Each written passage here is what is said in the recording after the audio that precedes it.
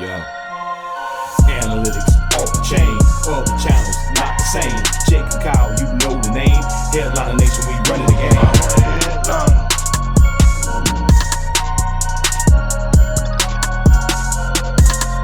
I'm a headliner.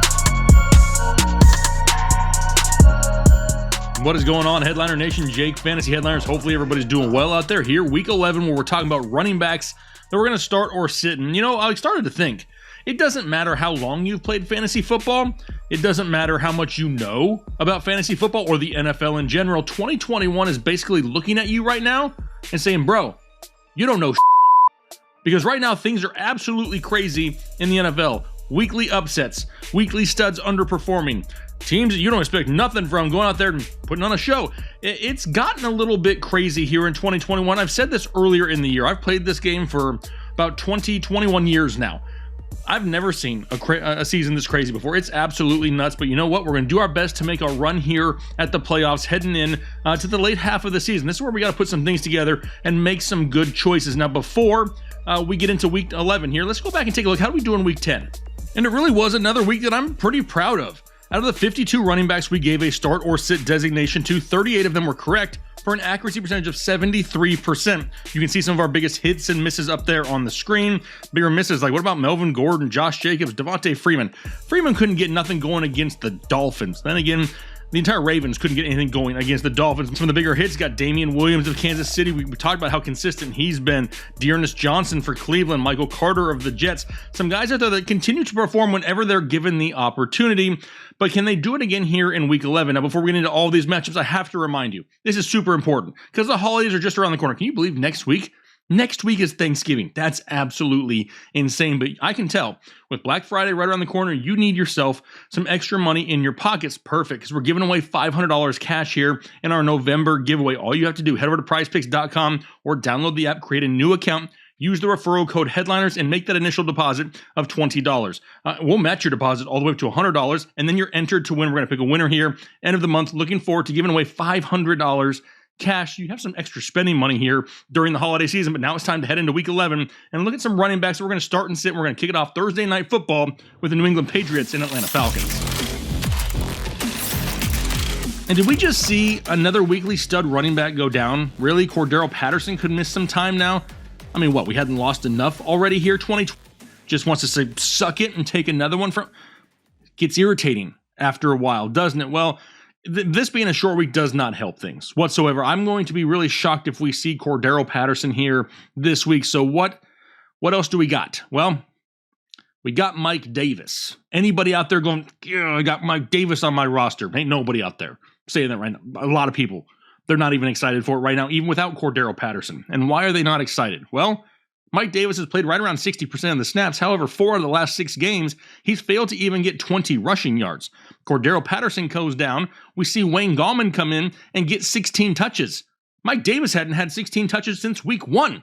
So maybe Wayne Gallman's going to be the guy. We like ourselves some Wayne Gallman. We liked him in the preseason, expected him to get some more work, and then Cordero Patterson took off, and he really never got a chance. But maybe going into week 11, he could be the running back 1 right now of the Atlanta Falcons. Is that a great thing? Nope, because this running game just isn't very good. The reason Cordero Patterson was scoring points as a running back is because it was in the passing game where he was overly involved. But now, they get a matchup against the New England Patriots. Allowing right around 17 fantasy points per game, 7th fewest in the NFL. You know they're going to split touches. And New England, playing the way they are right now, may not give them an opportunity to run the ball very much because they have outscored their opponents 150-50 over the last 4 weeks of the season. I don't feel confident in either one of these guys. They're going to be touchdown dependent, and I really prefer to sit both of them. If you're desperate, if you got to throw a dart on somebody, you have no other choice, it's going to be on Wayne Gallman, but I don't love it for New England. I think we just saw Ramondre Stevenson gain a lot bigger role in this offense, and that sucks because Damian Harris was doing quite well. Does Damian Harris come back this week? That's the biggest question, right? Because when he was out last week, Ramondre Stevenson, that dude played great, right? 20 carries for 100 yards and 2 touchdowns on the ground, 5 targets for 4 receptions and 14 yards through the air. Those 5 targets that Ramondre Stevenson had last week, that's more than Damian Harris has had in a game in New England, ever. He's never seen that many targets. Is Ramondre Stevenson like James Blunt out there. So I just create somebody's name, like a mixture of James White and LeGarrette Blount, because that's kind of what he looks like, right? Also, at the time of this recording, Damien Harris still isn't fully participating in practice, which is concerning, once again, because this is a short week. Do they really need to rush him back? No, they really don't. Not with the way they're playing overall, and from the performance of Ramondre Stevenson going up against the Atlanta Falcons. They allow right around 20 fantasy points per game, 8th most in the NFL, and New England is just dominating on the ground right now. In my opinion, if Damien Harris starts and plays in this game, both Ramondre Stevenson and Damien Harris are flex plays here this week. Obviously, if Damien Harris sits, Ramondre Stevenson flies up the rankings and becomes a must start, but I both think they have value if they both play here this week. But just like every week on this show, it's time to hip thrust it over to Sunday football, where we got the Indianapolis Colts and Buffalo Bills. Now, last week on this exact show, I had talked about how Jonathan Taylor owners were like walking around with their chest all puffed out, right? Like they don't stink, right? Because they were dominating. Well, at this point, I'm surprised if any one of them actually have like their zipper zipped. It's probably just hanging out for everyone to see at this point, because Jonathan Taylor is just dominating the NFL. Dude is like the next Derrick Henry for us right now. He's really filling that role, and he's taking over the running back one spot. But this is going to be the toughest test of the year so far for Jonathan Taylor going up against the Buffalo Bills. They allow only 13.5 fantasy points per game, but you never sit Jonathan Taylor, like ever. One thing that may happen this week, you may have to zip it back up this week. It may not be that huge ceiling, but I'm not going to count this guy out ever. He's definitely going to be a start for Nyheim Hines. His usage is just too inconsistent. He's not getting enough touches to start on a weekly basis. He only had 4 touches in week 10. I don't want to start a guy who has the floor of 4 touches, right? Because then you're like super touchdown, big play dependent. Not going to worry about Nyheim Hines here as of right now. Now, last week for the Buffalo Bills, I said on this show and I said, hey, I thought Zach Moss wasn't going to play at the time, so we're going to start Devin Singletary. I got laughed at by a lot of people saying, dude, how do you expect me to take you seriously when you're saying to start Devin Singletary? And I started to question my existence on this earth, and then Devin Singletary went out and scored 11 fantasy points. So it wasn't all bad, right? It worked out. But one thing we did not expect was the involvement of Matt Breida. Is he like a thing now in Buffalo? This backfield already sucked trying to figure out weekly, right? With Devin Singletary and Zach Moss, neither one of them high producers. And now we got to worry about Matt Breida. It limits opportunities. It really makes it hard to want to start any one of these guys every single week. But Indianapolis, no easy task either, right? They allow only 14 fantasy points per game, 3rd fewest in the NFL. The ceilings, they're just too low. The usage, kind of unknown. Who gets the goal line work? Who gets the pass catching work? How involved is Matt Breida? Does Josh Allen call his own number around the goal line? Too many question marks. They're all going to be a sit here in week 11. Up to the Windy City now for the Bears and the Ravens, and we should have ourselves a 100% healthy David Montgomery here in week 11 coming off of the bye week. Now, we saw him come back week 9. Just prior to their bye, and he actually had the highest yards per carry number he's had since week 1. He looked pretty healthy. Going up against the Baltimore Ravens here this week, they allow right around 19 fantasy points per game, but in recent weeks, they've faced the likes of Dalvin Cook and Joe Mixon and Jonathan Taylor. They've had their hands full, but when you look back at week 9 and David Montgomery coming off that injury, he really didn't split touches with anybody. Khalil Herbert, Damian Williams, they only played a total of 14 snaps in that game, which is great. That really makes us think that here this week, he continues to kind of get that bell cow role, hoping for a little bit more passing work, and he's definitely going to be somebody that we start here this week. For Baltimore, Freeman seems to still be the guy, but is Latavius Murray back? Do we see more Tyson Williams? Because what we won't see is Le'Veon Bell, who was released, he was cut. Dude is washed. I mean, can we please give it up now? Everybody gets so excited when Le'Veon Bell signs somewhere, and dude just doesn't do nothing. He bet on himself and left Pittsburgh a long time ago and hasn't done anything since.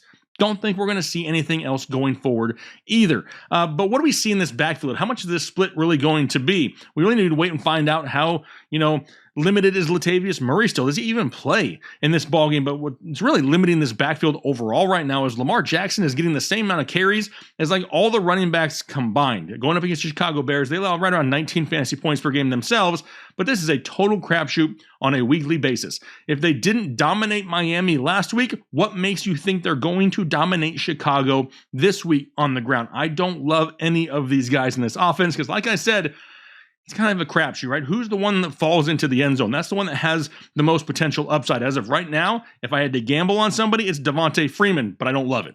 Out to the dog pound now for the Cleveland Browns and Detroit Lions, and I really hope my Chubb is super active this week.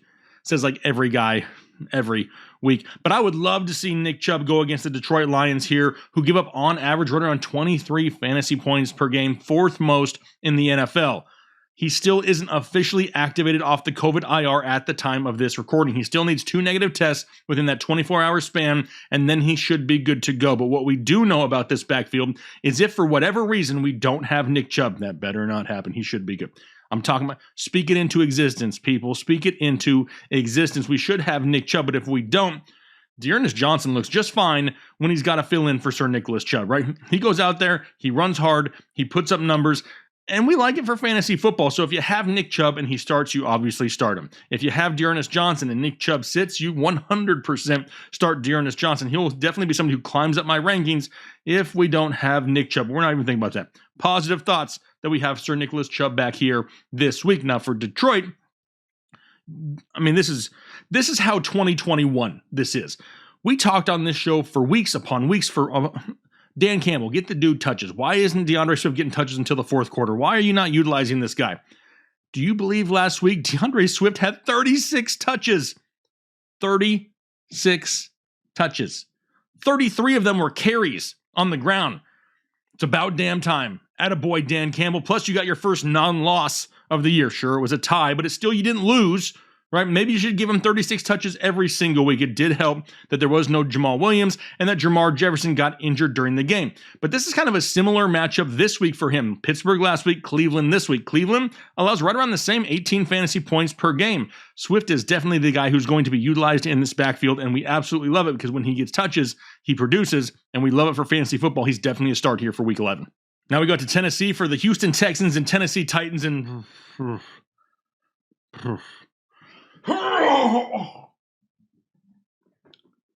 my bad. I saw the names on the screen and no way. That's bad. David Johnson, Philip Lindsay, Rex Burkhead, Royce Freeman, Adrian Peterson, Jerry McNichols. Donta Foreman isn't that bad. But, I mean, come on. None of this is appealing. It sounds like a bunch of 5-point games to me. A bunch of guys going to go out there and score 5 points. One of them out of the bunch probably going to walk away with like 13, but you have no idea. You're playing like whack-a-mole out there trying to figure out which one it's going to be. Now, both teams allow right around 17 fantasy points per game. Both have quarterbacks that can scramble and call their own number. Ryan Tannehill, we know, likes to get himself in the end zone there when they get inside the 5. None of these names are appealing, if I'm being completely honest. Maybe you don't have a choice. And right now, Donta Foreman, he looks the safest in the backfield for Tennessee. He looks the best anyway. Does he look good? That's debatable, right? He looks good because he's surrounded by crappy production. Let's be realistic right now. So I don't love any of these names. They're not anybody that I really want to start. Hopefully you don't have to rely on any of these guys. Like I said, if I had to throw a dart on one of them for Tennessee, it's Foreman. If I had to do it for the Texans, it's disgusting. I wouldn't even know where to be. I would go Rex Burkhead and just cross my fingers and probably never play fantasy football again. All right, now we head up to Minnesota. We freeze our balls off for the Vikings and Packers, and here we go. Another stud running back that we're going to lose here for at least a couple weeks. Aaron Jones not going to be playing with a sprained MCL. A lot of people want to look at the news and say, hey, he's going to miss right around 1 to 2 weeks. That's good news. Sure, it's good news that it's not longer, but it's bad news that I'm not going to have the guy here for a couple weeks. And really, do they need to rush him back? They have a 4-game lead in that division, and they have A.J. Dillon, who's more than capable of going out there and shouldering the load. A true 3-down option here in this offense. Remember, there's no Kylan Hill. He's out, and I'm sure they're going to start looking for free agents to have sitting on the bottom of the bench. But don't kid yourself. This is going to be A.J. Dillon's backfield here, at least until Aaron Jones is back and ready. A matchup going up against the Minnesota Vikings. They'll right around 20 fantasy points per game, and he's definitely a guy that I'm going to start this week. Plus, I'm going to head over to Prize Picks. I'm going to smash the over on A.J. Dillon because right now it's currently set at 65.5 rushing yards. I definitely think that's a number he can surpass here in week 11. For Dalvin Cook and the Minnesota Vikings, no question. You absolutely 100% always start him. Going up against Green Bay, though, they're pretty solid against the run, allowing only 16 fantasy points per game, 6th fewest in the NFL. I really wish he was getting more work in the passing game, but that's just because I'm overly greedy and want a buttload of touches every week for Dalvin Cook. Nothing, spectacular here. You know you're going to start him. He's locked it to your lineup every single week. Over to New York now for the Jets and the Dolphins, and let's get this straight. Let's just take a minute and look at this. So earlier in the year, Myles Gaskin wasn't getting very many touches, but he was averaging right around like 5 yards per carry. And then we begged for more volume. And then Myles Gaskin starts to get some volume, right? And now all of a sudden, dude averaging like 1.9 yards per carry here over the last couple weeks. Last week, he was stopped short right there on the goal line, too. Missed a touchdown by like 6 inches. Trust me, I know exactly how far away that is. And I mean, what do we do with Myles Gaskin, right? It's hard to not start him. I mean, how do you not start the guy playing against the New York Jets this week? The Jets allow right around 30 fantasy points per game. That is the most in the NFL to all running backs. How do you not start the guy? And it's not like it's even close, right? It's not like the Jets are right there and there's a bunch of teams bundled up around. No, the Jets allow 5 fantasy points per game more than any other team to running backs. I really don't understand what's going on with Myles Gaskin and why sometimes it looks great and sometimes it doesn't. I do expect him to still get touches, right? So he's still going to get right around 12 to 18 touches every single week. And at this point, for some of you guys, you just need a body, right? Whether you got guys on bye, you have guys injured, guys that are limited, you don't even know if they're going to play, their game time decisions. There's a lot of question marks out there. And in that case, the matchup is great. So I like Payne, I guess. So I'll start Myles Gaskin here this week. For the Jets, we're still really only loving Michael Carter, who right now is still the best option in this backfield. The question mark around the Jets is who's going to play quarterback? Mike White? Does Zach Wilson come back? Both of them really utilize Michael Carter, so it shouldn't affect his play too much. He's definitely somebody who's able to produce with either one of these guys. He's worked his way all the way up inside the top 20 running backs here on the year. He has touchdowns in 4 of his last 6 games, just had a season high in carries with 16, and Miami allows just about 20 fantasy points per game. I've definitely liked the Carter start. What about Ty Johnson, though? That's another name that a lot of people ask questions about. In my opinion, he's a little bit too risky for me. The floor is just too low. And he's only played over 25 offensive snaps one time since week 3. Now, he does have an opportunity this week, especially maybe in deeper leagues where maybe you start 2, 3, 4 flex spots. Then yeah, Ty Johnson could be a guy that you want to fill into that last spot, has that potential, and especially in a PPR scoring league. He's going to be a little bit lower in my rankings for me this week, though not somebody overly high that I think should be started absolutely in a 12-team league. A little bit more of a boom or bust option. So in my opinion, the guy I'm looking at here, still Michael Carter. Now we head up to the city of brotherly love for the Philadelphia Eagles and New Orleans Saints, and do we have Alvin Kamara back? Yeah? No? I have no idea, because I have a feeling it's going to be another one of those situations where we have to wait and be a game time decision till we really know what's going to happen with Alvin Kamara, which just causes more stress here throughout the week. But it's another one of those situations where I don't think they really need to rush him back, which sucks for us as fantasy football players, but it's smart for them as an NFL team. I mean, Tampa Bay losing the last couple of weeks has really kept this division close. They're only 1 game behind the Tampa Bay Bucks or the New Orleans Saints as of right now, and that midseason trade of Mark Ingram is looking pretty good because he's definitely capable of shouldering the load and to give Alvin Kamara enough time to get fully healed and come back so they can try to make a run end of the season. Going up against the Philadelphia Eagles, they'll run around 19 fantasy points per game, and we already kind of know how to handle this, but we're gonna spell it out. If Alvin Kamara is a 100% full go in practice by the end of the week, he's definitely going to be the guy that we start here going forward, and we're not going to probably start Mark Ingram. That's if Alvin Kamara is 100%.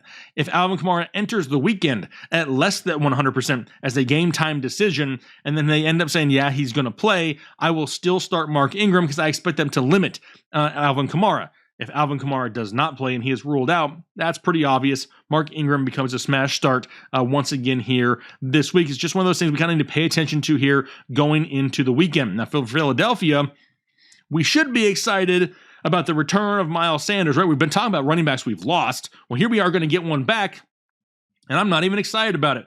Why am I not excited? I don't trust Nick Sirianni to not go out there and screw this up and make it impossible to figure out. Miles Sanders, Jordan Howard, Boston Scott, Kenneth Gainwell, and a matchup against the New Orleans Saints, who allow only 14 fantasy points per game, second fewest in the NFL. Who gets the touches here? Who gets the goal line opportunity? Who gets the passing work? This is an absolutely ginormous mess, because you have to believe that over the last few weeks, Jordan Howard has earned some playing time in this backfield. Well, Jordan Howard is kind of the guy that's going to get what Miles Sanders was supposed to get. But do you not even use Miles Sanders? No, you probably do. So now Miles Sanders takes what Boston Scott was getting it's a huge mess. I prefer to sit all of these guys this week until we really see how they utilize them all in the backfield. If you do not have that luxury, if you have to pick one of them, Jordan Howard is the name I'll select, but I do not love it. It gives me a bad taste in the back of my throat.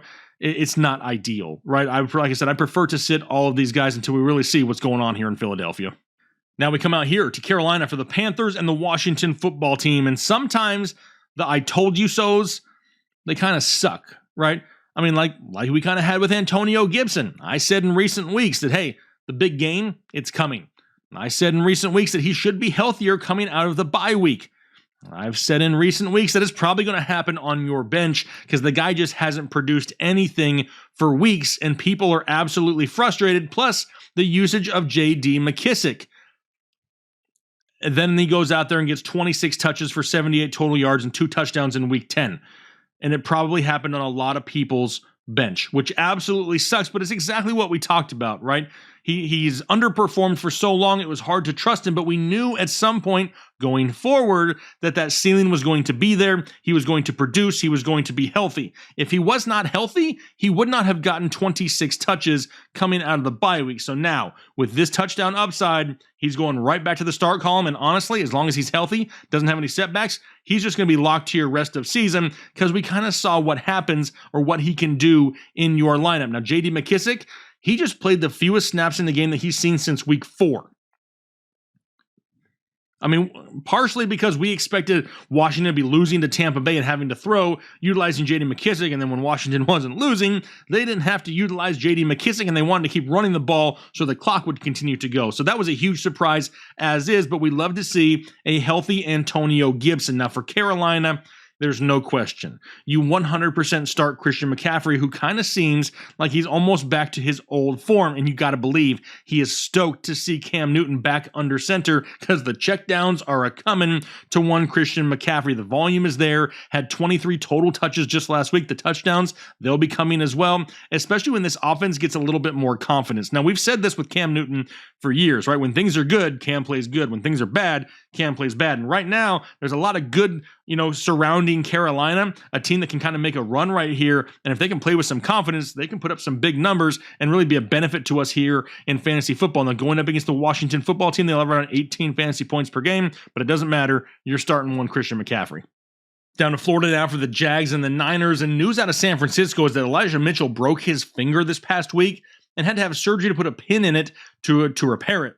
That sounds bad on the surface. Right? That does not sound bueno on the surface, but when you dig a little bit deeper, they're actually optimistic that he could actually practice by the end of the week and play this weekend. So that's definitely something to pay close attention to because we also know that Jeff Wilson Jr. is now back in the mix. The Jacksonville defense has been playing pretty good here as of late, but they still allow right around 17 fantasy points per game. If Mitchell is healthy and he's practicing, he's the guy to start in this backfield. Why do I say that? Well, this past week, he just came off of a season-high 27 touches.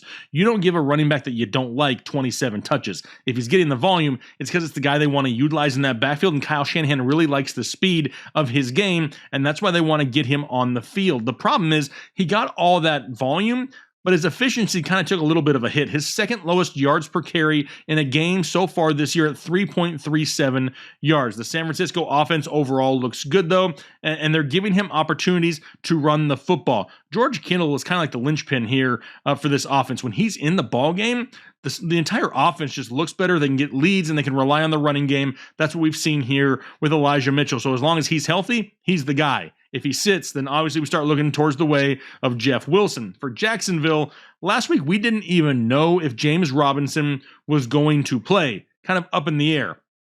Then he went out and had 16 total touches for 84 total yards and a touchdown. But now going up against the San Francisco run defense is not going to be an easy thing. They allow right around 15 fantasy points per game, 4th fewest in the NFL. We know James Robinson is touchdown dependent. We all know that. We've said that forever. But the good thing is he scores touchdowns, and in an offense that really needs playmakers, he's one of the best options they have on a weekly basis, and he's going to remain right here in the start column.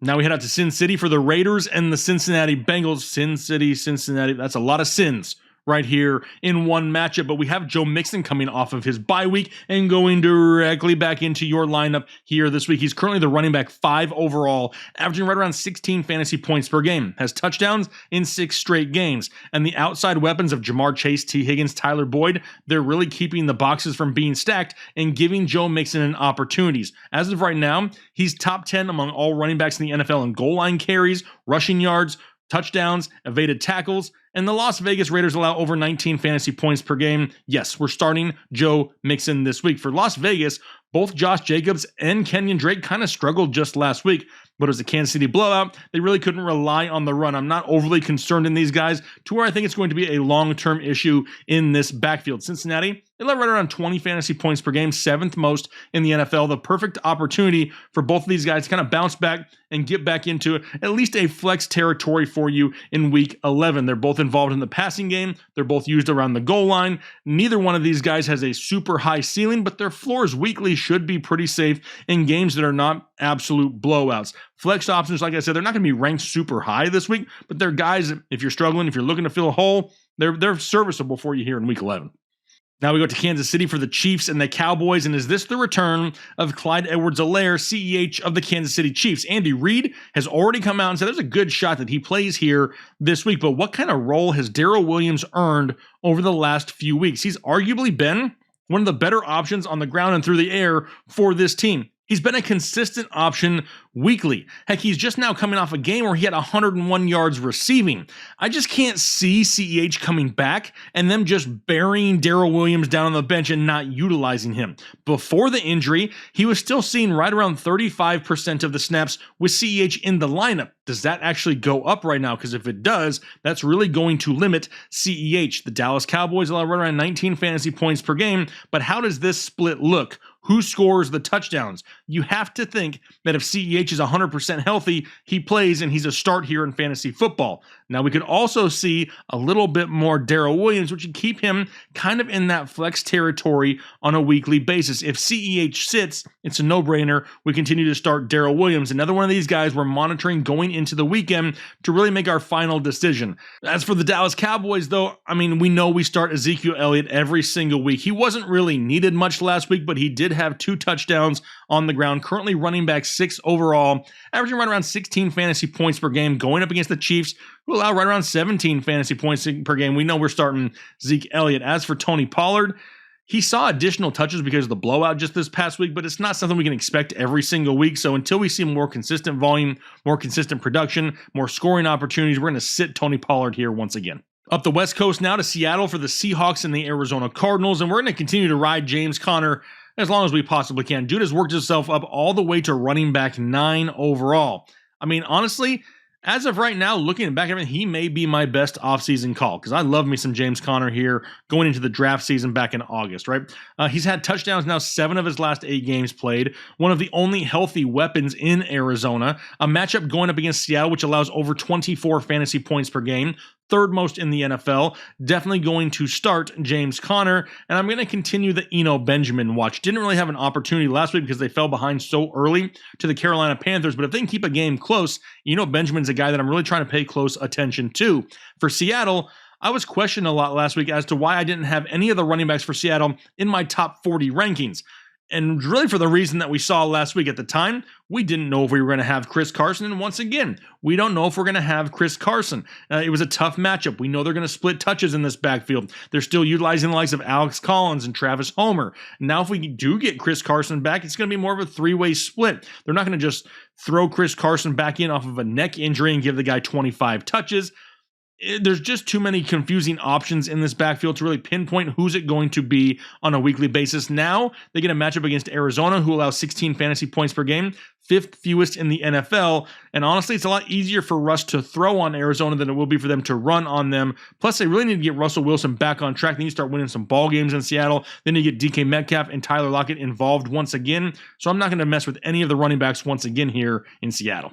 Back down to LA now, though, for the Chargers and the Pittsburgh Steelers, my Manscaped matchup of the week. That's right, as soon as this video is over, head over to manscaped.com and get yourself something nice for the holidays, for your travel bag, whatever it is you need. It's not just ball shavers. They got nose hair trimmers, which are amazing. You got to get yourself a weed whacker. Those things are legit, but you use the promo code Headliners at checkout so we can give you 20% off and free shipping as soon as this show is over. But this is just a couple of no-brainers when it comes to the running back position here with Najee Harris and Austin Ekeler every single week. Najee coming off a 30-touch game where he had 133 total yards just this past week. His volume is key. He's had at least 20 carries now in 5 straight games, and it sounds like they may be without Big Ben Roethlisberger here once again, which just means more and more Najee. He's definitely a start. For Ekeler, still a no-brainer, currently running back 3 overall, despite having a quote-unquote down couple of games here recently. The Steelers allow only 17 fantasy points per game, but they were just torched by one DeAndre Swift, and I can see Austin Ekeler doing something similar with the pass-catching work in this offense. The touchdown upside is there. Definitely starting Austin Ekeler. Which takes us to Monday Night Football, the New York Giants, Tampa Bay Buccaneers, and is this the Saquon Barkley return? Entirely possible. He's back at practice, participating in some drills, so that's definitely a good sign.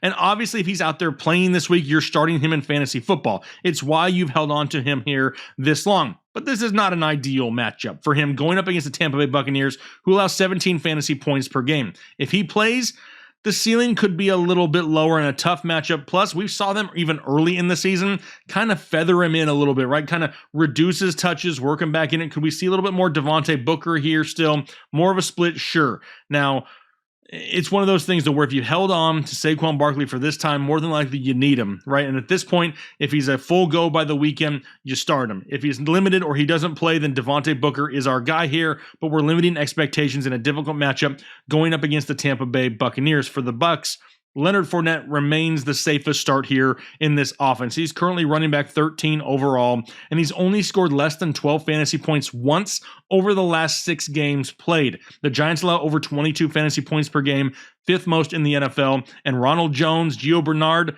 not really being used regardless of game script, which means playoff Lenny, regular season Lenny, Tampa Bay Lenny, whatever kind of Lenny you want to call him, he remains the safest option in this offense. He's kind of missed out on some of the scoring opportunities because this offense has kind of sputtered and struggled over the past couple weeks. But just like we've said for numerous other teams, they're going to figure it out, and at some point they're going to put up a big number on that board, and playoff Lenny going to be a part of it here down the stretch, and that's why he's going to remain right here in the start column. All right, those are my starts and sits for the running back position here, Week 11 fantasy football. Hopefully I was able to help shed a little bit of light on some situations, right? Still a lot to pay attention to here throughout the week. Just a reminder, our rankings videos will come out Thursday morning, so any updated information we get will be included in those videos, so make sure you check those out as well, and then get in on the $500 cash giveaway, right? You don't want to miss out on an extra $500 here for the holiday season. Head over to prizepicks.com, download the app, create that new account, use the referral code Headliners, make that initial deposit, and we'll match it all the way up to $100, so it's free money right off the bat. Looking forward to picking a random winner of $500 cash here the end of the month. But hopefully you guys are having a great week so far. Hopefully you're looking forward to some football, because I know I am, right? It's gonna be interesting. It seems like every weekend is just super interesting, right? Because there's always something that kind of catches you off guard, which is fun, but also pisses you off when it comes to all things fantasy football. But have a great rest of your day, and we will talk to you later.